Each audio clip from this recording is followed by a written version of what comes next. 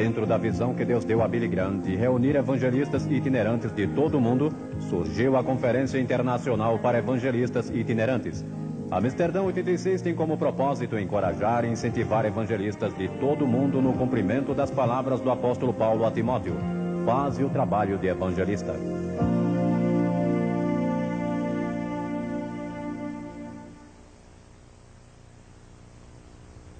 Quero que abram as suas Bíblias comigo em Mateus capítulo 24, o terceiro versículo, Mateus 24, 3. Estando assentado no Monte das Oliveiras, chegaram-se a ele os seus discípulos em particular, dizendo: dize-nos quando serão essas coisas e que sinal haverá da tua vinda e do fim do mundo. E então, no capítulo 1 de Atos, começando com o versículo 8: mas recebereis poder ao descer sobre vós o Espírito Santo, e sereis minhas testemunhas, tanto em Jerusalém como em toda a Judeia e Samaria e até os confins da terra. Ditas estas palavras, foi Jesus elevado às alturas, e uma nuvem o encobriu dos seus olhos. Eu creio que foi uma nuvem de anjos. Anjos anunciaram o seu nascimento, e creio que anjos o escoltaram de volta ao Pai. E estando eles com os olhos fitos no céu, provavelmente com lágrimas nos seus olhos, eis que dois varões vestidos de branco se puseram ao lado deles e disseram: por que estáis olhando para as alturas? Este mesmo Jesus que dentre vós foi assunto ao céu, há de vir da mesma maneira como ouvistes subir para o céu. Que gloriosa promessa e esperança isto é para nós neste período da história. Sabe, quase todas as igrejas que eu conheço ensinam que Jesus vai voltar outra vez. E o mundo secular de hoje, os jornais seculares, estão falando sobre Armagedon. A revista Time disse no outro dia que a maior preocupação na vida de todo o povo americano é o vindouro apocalipse. Estão usando a linguagem da Bíblia, estão usando a linguagem do julgamento, estão usando a linguagem do livro da Revelação para descrever as coisas que estão acontecendo hoje. E vocês sabiam que as outras grandes religiões do mundo ensinam que alguém está para vir um dia destes? Uma declaração doutrinária judaica, elaborada pelos miodésios, proclama uma firme crença na vinda do Messias. Os hindus, que creem em 10 reencarnações do Deus Vishnu, dizem que 9 já aconteceram e a 10ª virá no fim dos tempos, quando ele virá como um herói conquistador. O budismo aguarda uma futura encarnação de Buda. O islamismo, tanto o grupo dos xiitas como o grupo dos suni, estão esperando a vinda de um líder nos últimos dias da terra. E os xiitas creem que ele já surgiu e está escondido em algum lugar secreto até o dia da sua manifestação antes do fim do mundo. E os sunis creem que ele ainda não apareceu na história do islamismo. Mas de onde vem essa crença universal? Eu creio que vem do princípio dos tempos, quando no 3º capítulo de Gênesis, Deus prometeu a vinda de um Salvador, a vinda de um Messias, que viria para destruir as obras do diabo. Mas os discípulos fizeram 2 perguntas. Qual será o sinal da tua vinda? Quando virás outra vez? E quando vai ser o final dos tempos? Não sabemos a resposta delas. O Senhor Jesus disse que não devíamos especular sobre datas. Há muitos sinais. Alguns teólogos contaram 21 sinais dados apenas por Jesus, sem contar os sinais mencionados em outras partes da Bíblia. Há pelo menos 5 que quero mencionar em passagem. Primeiro, ele disse que seria como nos dias de Noé. Estariam comendo e bebendo e casando e dando-se casamento, trocando esposas, e que a moralidade estaria no nível muito baixo. Seria como Sodoma e como Gomorra. Então, segundo, que haveria um aumento de criminalidade. Jesus disse que logo antes do fim haveria um desrespeito à lei no mundo todo. Ele disse: ouvireis falar de sedições. Em Lucas, capítulo 21, no versículo 9, sedições. Essa palavra traz consigo a ideia de que o desrespeito à lei será geral. E traz consigo a ideia de rebelião, revolução, terrorismo e criminalidade, indicando que isso será um sinal da breve vinda de Cristo. E houve outra época na história que vimos tanta criminalidade, é generalizada, e foi o que Jesus disse. Então ele disse que guerras e revoluções aumentariam, ouvireis de guerras e rumores de guerras. Richard Nixon, o ex-presidente Nixon, esteve em Moscou há pouco tempo com o Sr. Gorbachev. Pode imaginar isso? E estão falando sobre paz. Eu peço a Deus que ele chegue a uma solução e que as superpotências possam se unir e trazer pelo menos um período temporário de paz, e que paremos de construir todas essas bombas e paremos de construir todos esses armamentos que podem destruir a humanidade. Sou a favor da destruição de todas as armas, de destruição em massa. E a bomba atômica é tão terrível e tão devastadora que é difícil imaginar. E vocês sabiam que na América fundaram uma revista no começo deste século, chamado Século Cristão? Mais pessoas foram mortas e mais pessoas morreram de fome neste século do que em qualquer outro na história. E a Bíblia também diz que o conhecimento e as viagens se multiplicarão. Sabe com que rapidez podíamos viajar até o ano de 1840? Tão rápido quanto um cavalo podia até 1840. E nestes poucos anos, conseguimos viajar pelo céu a quase 30 mil quilômetros por hora. Pense nisso. Ele também disse que haveriam enganadores e zombadores. Disse que muitos falsos profetas se levantariam dizendo serem o Cristo. Você sabia que só em Los Angeles dizem que há mais de 400 que proclamam ser Jesus Cristo? Estão no lugar certo, Los Angeles. Seitas surgirão, feitiçaria florescerá, falsos mestres se infiltrarão na igreja, a Bíblia será objeto de ataques. O diabo quer que duvidemos da Bíblia, e se ele conseguir nos desviar, por pouco que seja, das Escrituras, ele terá ganho uma grande vitória, porque a Bíblia é nossa autoridade. Jamais permita que alguém o desvie deste livro, e creia nele, de capa a capa.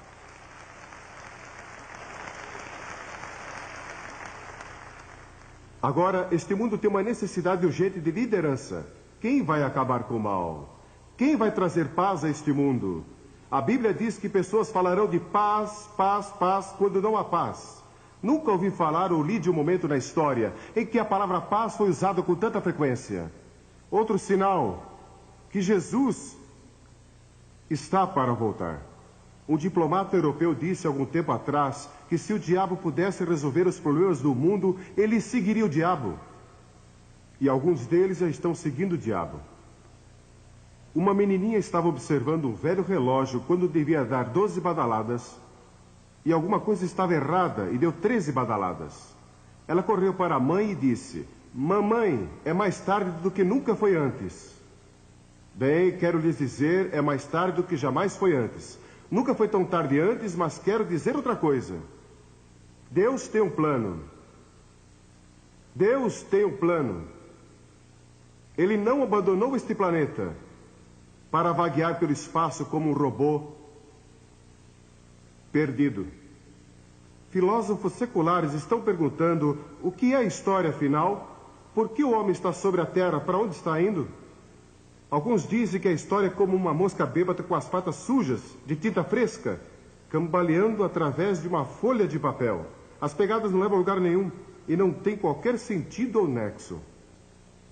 A moderna filosofia hedonista foi descrita como um homem cego, numa sala sem janelas, procurando um gato preto que não está lá.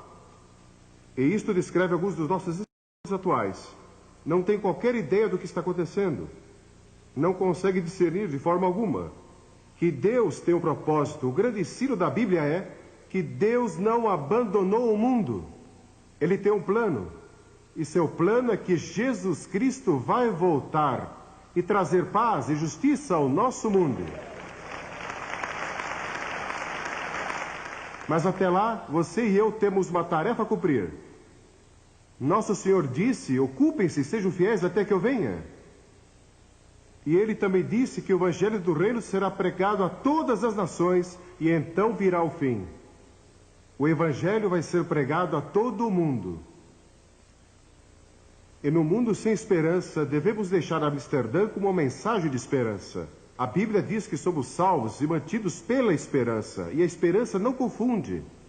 A Bíblia ensina que ele vai voltar entre nuvens, e todo olho o verá. E para nós que o conhecemos como nosso Salvador, vai ser um momento glorioso e emocionante quando Jesus voltar outra vez. E ele vai nos levar consigo, se cremos nele, e seremos arrebatados. E muitas coisas vão acontecer, mas não vamos falar nisso aqui. Mas para aqueles que o rejeitaram, aqueles que rejeitaram Jesus Cristo, vai haver choro e pranto e ranger de dentes. Porque a Bíblia ensina que o inferno existe. Nós não gostamos de pregar sobre isso, nem falar sobre isso, mas está na Bíblia e Jesus falou mais sobre isso que qualquer outro. E se formos fiéis à Bíblia, pregaremos sobre o inferno e o julgamento, avisando o povo. E uma razão porque há tanto pecado no mundo hoje é porque o homem perdeu o medo de que existe um inferno. Devemos ajudar os necessitados, os pobres e oprimidos. Devemos lutar por justiça social. Mas nossa tarefa primordial é proclamar o Evangelho da redenção centralizado na cruz e na ressurreição. Pela primeira vez na história, temos a possibilidade de alcançar todas as nações com o Evangelho de Cristo. Estão sendo alcançadas hoje, todas, praticamente pelo rádio. O Dr. Pofride estava falando comigo hoje. Ele é o fundador e diretor da Rádio Transmundial. E ele declarou que não há um lugar neste planeta hoje que não possa receber o Evangelho. Isso nunca aconteceu antes, mas Jesus profetizou isso. E logo será levado via satélite pela televisão a todas as nações do mundo. Vivemos na época entre a primeira e a segunda vinda de Cristo, e sua segunda vinda se aproxima. Nós cremos, não sei quando será. Só Deus sabe isso. Mas é um fato incrível que Deus confiou a pessoas como você e eu, pecadores redimidos, a responsabilidade de cumprir aqui seu propósito divino. Por que não fez ele mesmo? Por que não usou os anjos? Por que confiou isso a nós? Eu não sei. Este é um dos mistérios mais profundos da soberania de Deus. Ele escolheu dar a nós o privilégio, o alto e santo privilégio, de proclamar sua mensagem do Evangelho do Reino. Já fui convidado a fazer muitas outras coisas da minha vida. Fui convidado a ser um embaixador, a ser um membro de gabinete, a ser ator de cinema e muitas outras coisas. Mas a minha resposta a esses convites é sempre a mesma. Deus me chamou para pregar o Evangelho, e eu não farei outra coisa enquanto viver além de pregar o Evangelho.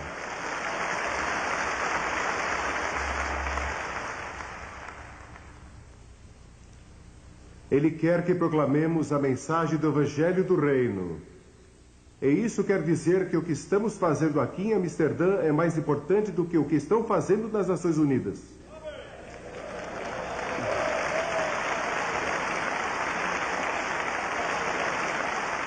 O que a igreja faz com o Evangelho tem mais significado do que as decisões feitas na Casa Branca, ou no Kremlin, ou em Londres, ou em Nairobi, ou qualquer outro lugar.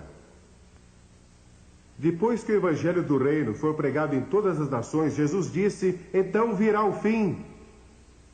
Não podemos estabelecer datas, mas eu creio que quando terminarmos a tarefa de evangelizar o mundo, não cristianizar o mundo nunca vai ser cristianizado. Não há promessa nas Escrituras de que o mundo todo vai se voltar para Cristo.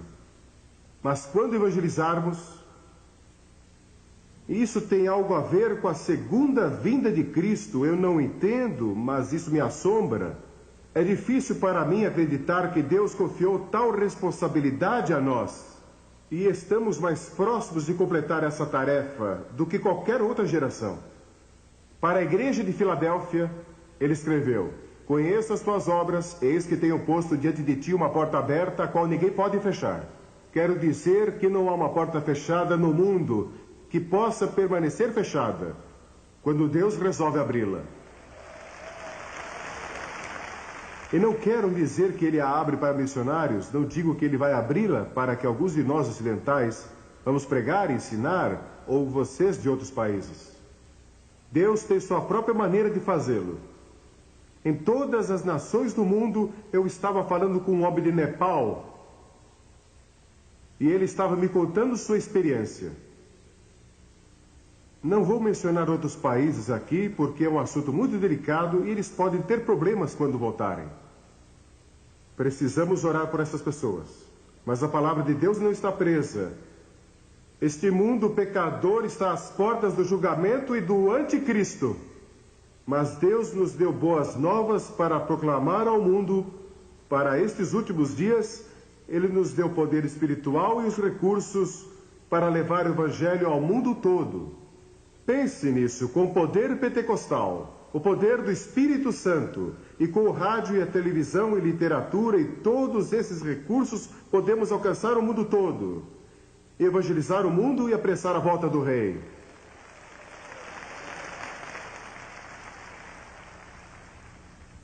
Se você não rededicou sua vida e seu ministério a Cristo durante estes dias em Amsterdã, eu oro que eu faça hoje.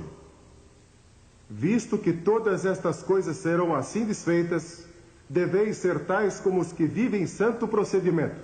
Para o evangelista, vai ser uma vida perigosa. Vai ser uma vida solitária para vocês e suas famílias, em muitas áreas. Vai ser uma vida quebrantada, um evangelista chora pelos perdidos.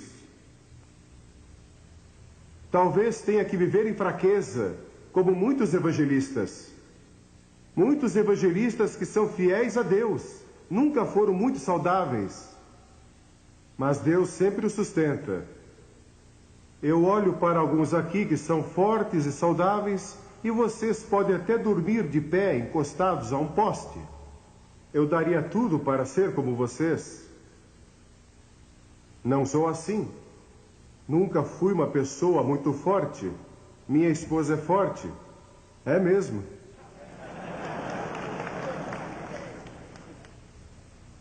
Ela nunca me bateu até hoje. Eu nunca bati nela. Acho que ela sentiu vontade muitas vezes. E com muita razão. Mas eu creio que estamos vivendo no último período da história. E a próxima fase da história vai ser a era do reino de Deus. Agora Deus pode reinar em nossos corações e seu reino está dentro de nós. Mas vai chegar o dia em que ele vai reinar em todo o mundo. O futuro líder deste mundo é Jesus Cristo.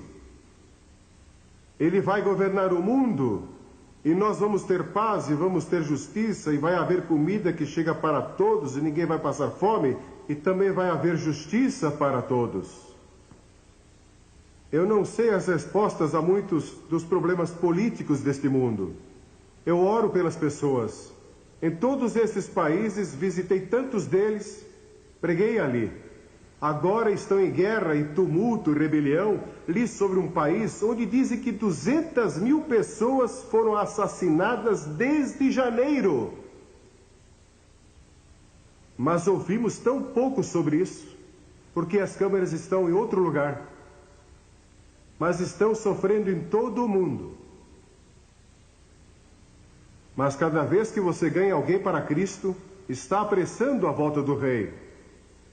Um dia a Bíblia diz, veremos o Filho do Homem voltando entre as nuvens do céu com grande poder e grande glória.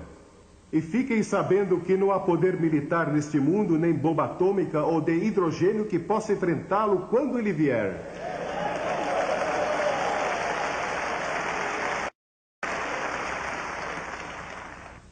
Um anjo é mais poderoso que todas as forças militares que possamos reunir neste planeta.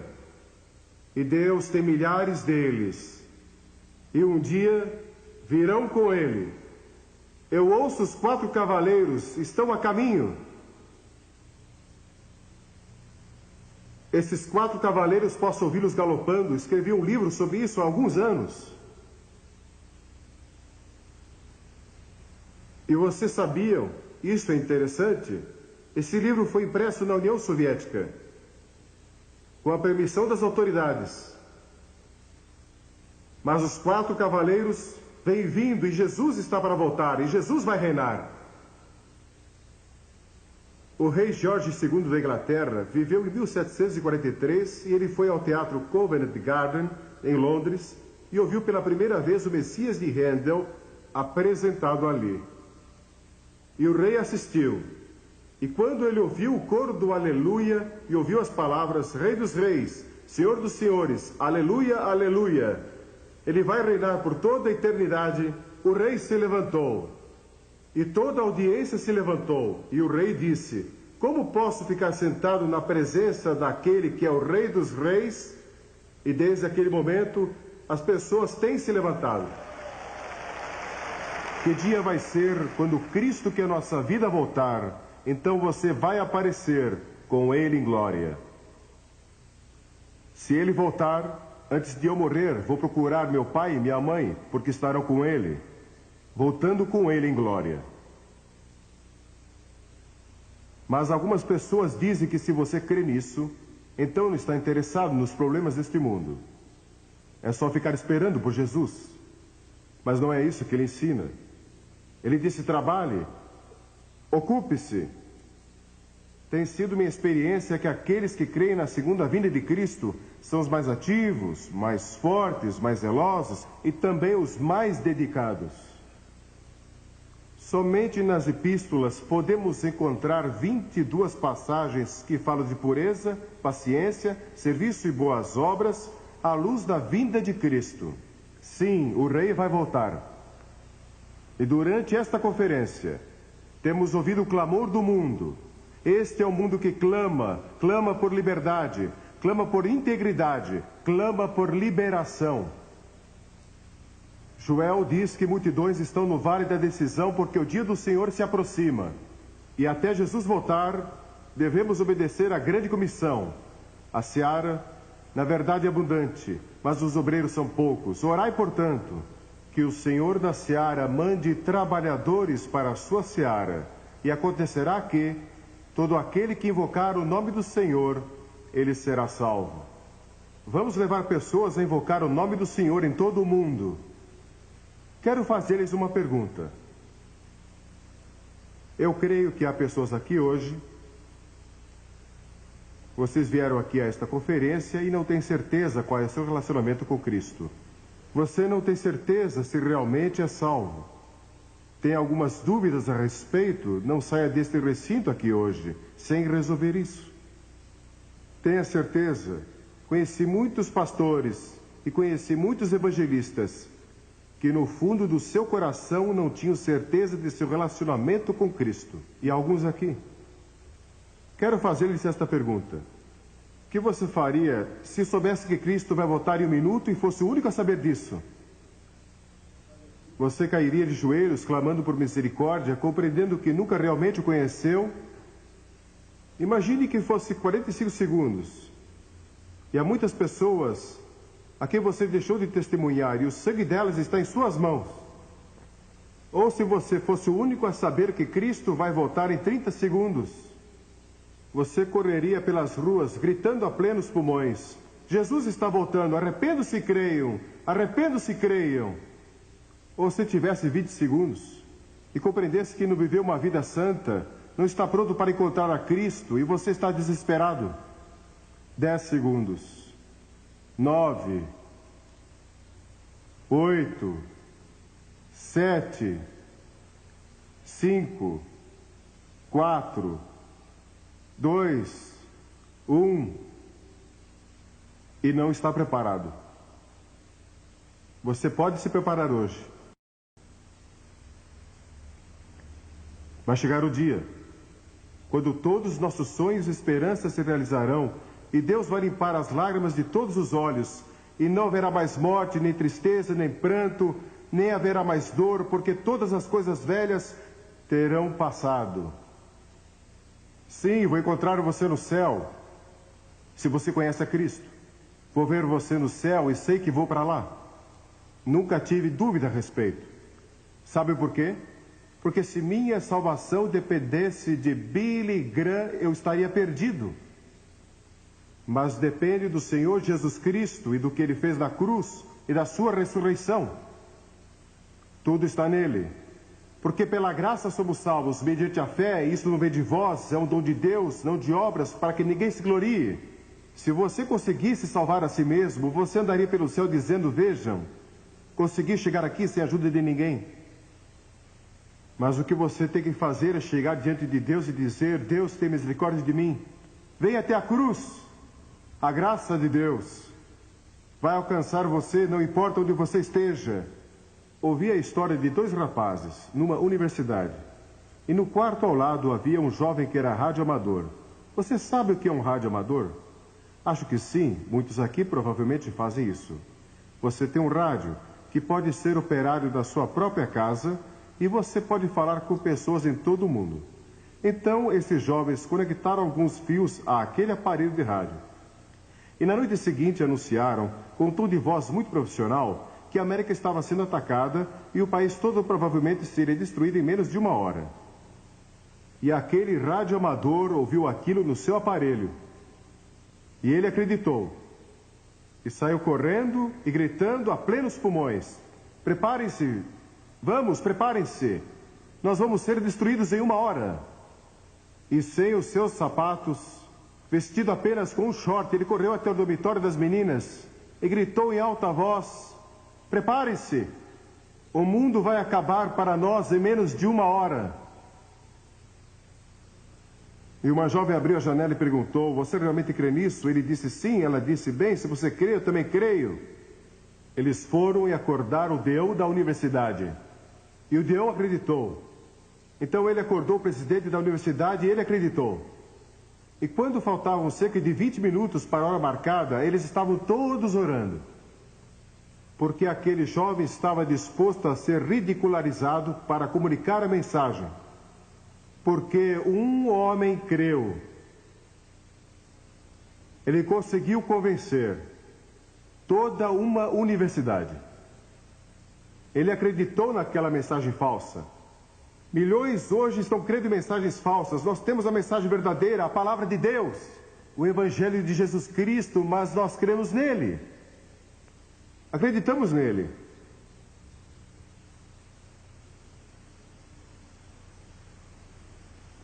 Antes de regressar para casa, seu primeiro passo deveria ser rededicação e consagração.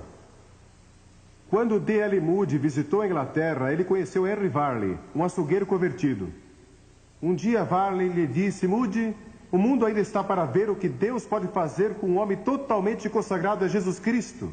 E Moody pensou naquilo por um momento. Então se levantou e disse, pela graça de Deus, vou ser esse homem. Você vai dizer isso de Uganda? Você vai dizer isso das Ilhas Salomão? Você que é da Austrália vai dizer isso? Vou ser o homem de Deus para meu país, vou ser o homem de Deus para a minha vila, para a minha cidade, onde eu moro. Vou me entregar totalmente ao Senhor.